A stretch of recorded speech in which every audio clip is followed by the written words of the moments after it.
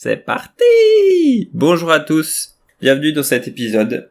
Bonjour à tous et bienvenue sur Excellence Automatisée, le podcast qui te donne les clés pour libérer ton potentiel grâce à l'automatisation de nos codes. Je suis Clément et dans chaque épisode, je t'accompagne dans ta quête d'efficacité et de succès.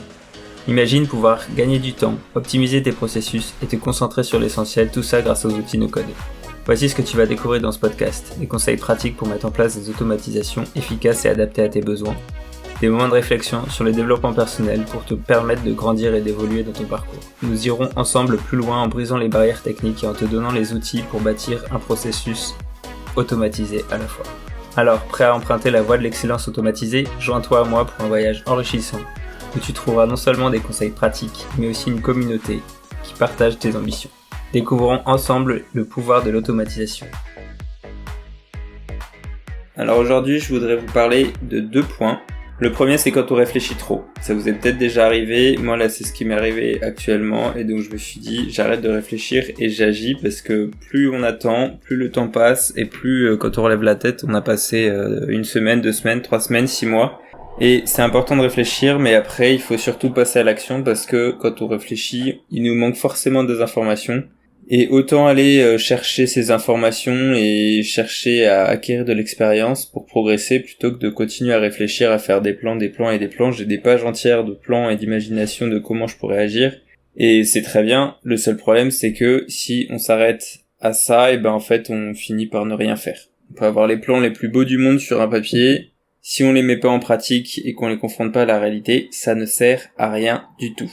Tout ça pour dire que j'ai fait une petite pause là de création de contenu, à la fois parce que j'en avais besoin, on était en train de déménager, et en même temps parce que j'avais besoin de réfléchir, mais là, si je continue à réfléchir, l'année va passer et je ne vais pas continuer.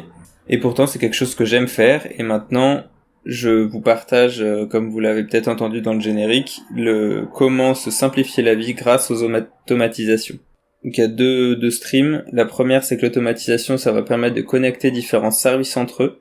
Quand je parle de services, c'est des applications informatiques, des outils informatiques, que ce soit Notion, Airtable, votre boîte mail, l'intelligence artificielle, Google Calendar, des logiciels de formulaires. Tout ça, on peut les connecter ensemble pour éviter d'avoir à faire des duplicata de données ou à faire des choses manuellement qui sont inutiles ou en tout cas qui rajoutent pas de valeur ajoutée. Donc l'idée, c'est de connecter ces services entre eux et soit pour transférer des informations d'un point A à un point B, de manière automatique, du coup, soit de faire ce transfert d'informations, mais en la modifiant, que ce soit parce qu'il y a quelque chose qui est intervenu sur l'information, ou que ce soit en utilisant l'intelligence artificielle, par exemple, pour transformer une information. Donc maintenant, ce que j'ai personnellement fait grâce à des automatisations, une des choses que j'ai faites dont je suis assez fier, c'est que j'avais un document de 500 lignes à peu près, un fichier Excel comme d'hab, où je devais transformer les informations, donc ça serait valable pour des contenus, ça serait valable pour des chiffres, ça serait valable pour n'importe quel type de données finalement. Et au lieu de faire ça à la main, ce qui m'aurait pris 2 semaines, j'ai estimé le temps que ça m'aurait pris à faire ça à la main, je pense que c'était à peu près 2 semaines. Et ben au lieu de faire ça, j'ai utilisé différents outils. J'ai utilisé Airtable pour connecter et pour reproduire surtout ma base de données. Ensuite, j'ai utilisé l'intelligence artificielle pour modifier les données et ensuite, j'avais mon résultat dans la base de données Airtable. Et le temps de créer l'automatisation, de la faire tourner, ça m'a pris 1 journée. Et donc, résultat, j'ai gagné un temps fou pour le faire. Ça, c'est la première chose, transformer des données. Un deuxième moyen qu'on peut utiliser avec les automatisations, c'est de créer des données, créer du contenu, notamment grâce à l'intelligence artificielle.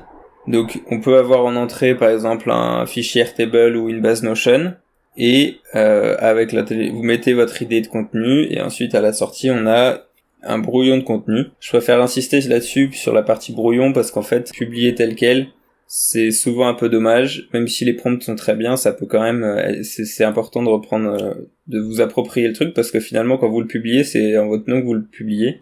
Et j'ai publié 2-3 trucs comme ça directement et en fait t'as l'impression que c'est pas toi qui l'a fait. Enfin c'est vrai en fait c'est pas toi qui l'a fait. Et le problème c'est que tu le publies et en fait c'est comme si c'est toi qui parlais en fait. Donc depuis j'ai un peu arrêté ça et j'essaie vraiment de reprendre les choses pour les adapter et les faire comme les faire comme j'entends et partir d'une base, partir d'un brouillon, de quelque chose d'écrit plutôt que de partir d'une feuille blanche. Ensuite, la deuxième automatisation que j'ai faite, c'est l'analyse des feedbacks des réponses d'un questionnaire. Donc là, il y a plusieurs moyens de le faire. Ça dépend sur quoi vous faites votre questionnaire ou comment vous le réalisez.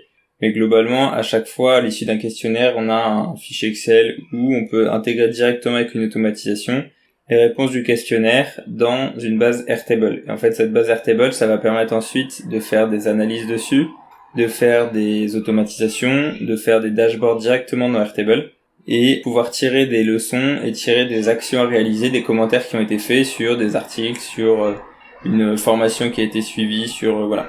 En fonction de ce sur quoi porte le questionnaire, évidemment, vous allez pouvoir en tirer des leçons et pouvoir ensuite même aller jusqu'à suivre ces actions et la réalisation de ces actions directement dans Airtable, toujours au même endroit, ce qui vous permettra à la fin d'avoir l'action à réaliser, d'avoir eu l'analyse que vous avez faite, d'avoir eu le retour du client.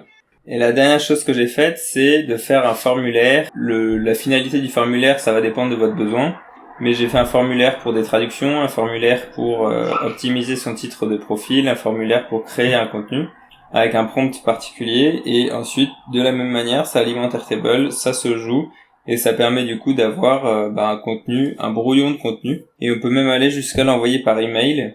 Donc là, au lieu de faire un email généré par l'IA par exemple, on va faire un email en dur, et on va changer uniquement les éléments qui vont changer d'une personne à l'autre. Le prénom, l'email, et après le contenu qui aura été généré en fonction de ce qu'a demandé le client.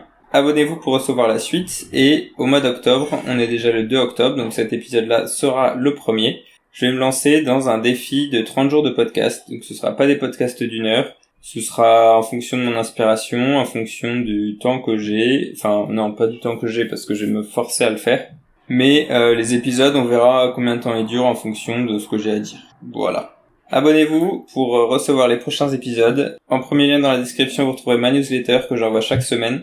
De la même manière que pour le reste du contenu, j'ai fait une petite pause, mais je la renvoie dès vendredi. Alors abonnez-vous pour recevoir les prochains épisodes de la newsletter. Merci beaucoup, bonne journée, ciao.